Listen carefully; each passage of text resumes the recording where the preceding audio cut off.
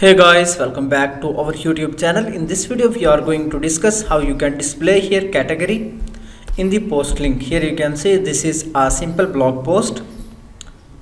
So how we can customize and add here a category. Just go to dashboard and after that settings permalinks.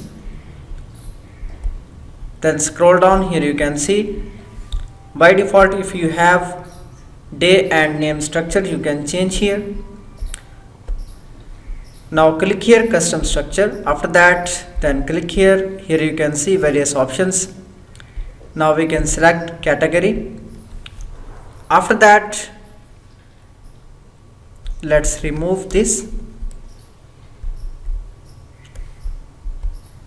Then click here save changes.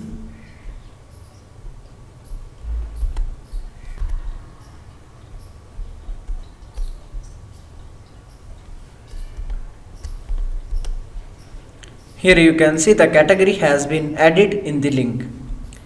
In this way you can customize link structure in WordPress website. Thank you for watching video.